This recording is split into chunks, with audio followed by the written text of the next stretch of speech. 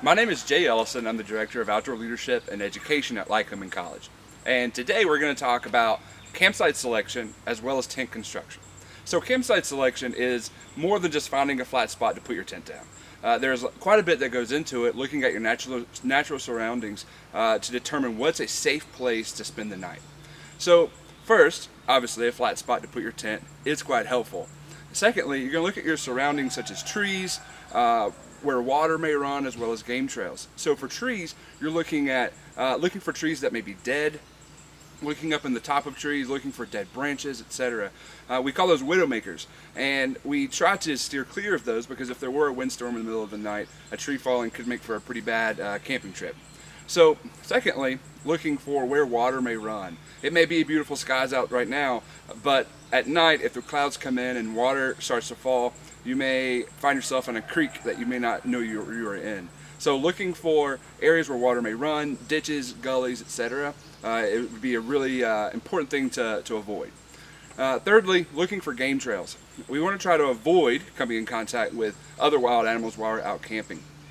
So game trails are pretty easy to spot. They look like a trail that you and I may walk on, but they have overbrush on them. So they may not be like a really established trail. Or areas where you see where deer or other animals may be lying, where the grass or the undergrowth is matted down.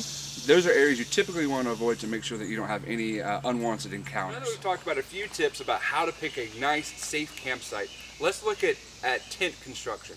Now, there are thousands of different types of tents. However, what we're going to show today are the principles that generally all tents abide by. So before we jump into actually putting our tent down, first you want to look at the ground in which you're going to put your tent. You're going to look for roots, rocks, etc. Obviously, if they're large boulders, you can't move those, or roots. But if it's just small rocks like this, you can move them out of the way to make sure you can have a nice, comfortable night of sleep. So tents essentially have three layers. You have your ground sheet, your tent body, and then your rain fly. And it's in that order. So first we're going to lay down our ground sheet. The purpose of the ground sheet is if it rains or there's dew or moisture on the ground, it's going to aid in the prevention of moisture soaking through to your tent body and you waking up with wet feet. So as our tent body goes down, you lay it out, and most tents come with their own tent body that are the exact size of the tent. So once you have that laid out, you can then move on to laying out your tent body.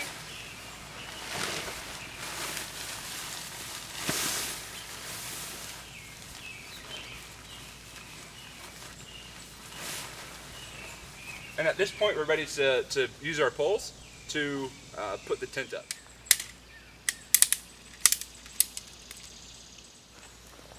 So once you get your poles set in place on your tent, most tents either have clips that will attach the tent body to the tent poles, or the tent poles slide through sleeves in the tent. Regardless, there will be some mechanism to attach your tent body to the poles.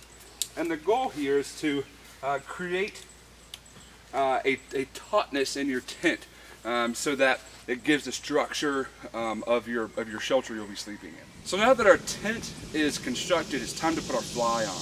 The fly is intended to be that waterproof barrier between your tent and the outside rain that may be occurring.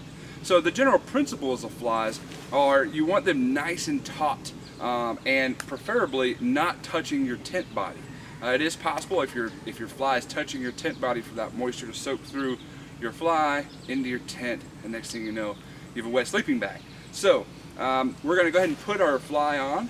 You just drape it over the tent, and then we'll stake it down and make it nice and taut to keep us nice and dry at night.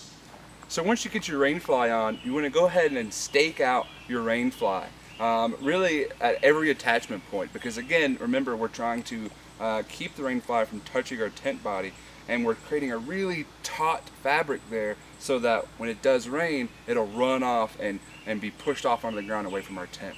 So when you're staking, you'll have hopefully brightly colored P-cord here, or any type of cordlet, so that it's brightly colored, because when you're walking around camp, you want it to be really visible so it's not a tripping hazard. And go ahead and get your stake, and you'll move down.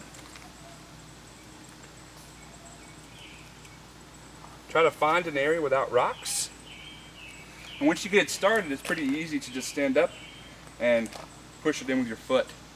Most tents that come with their own cordelette have some type of object which will allow you to tighten and loosen your rope so that you can adjust the tautness of your rain fly. With this tent, that has this attachment onto the P-cord that allows us to loosen the rain fly or tighten it up nice and tight. And then the rope comes down and sits down in these cleats and hold themselves so we can keep a nice taut rain fly all night long. So now that you know how to select campsites and put up your tent, right now it just comes out to getting out and doing it. It may seem intimidating to go out and find a campsite and to put your tent up, but once you get a little bit of practice, it becomes second nature and it's quite easy. And it gives you the opportunity to get out and explore parks and forests a bit more.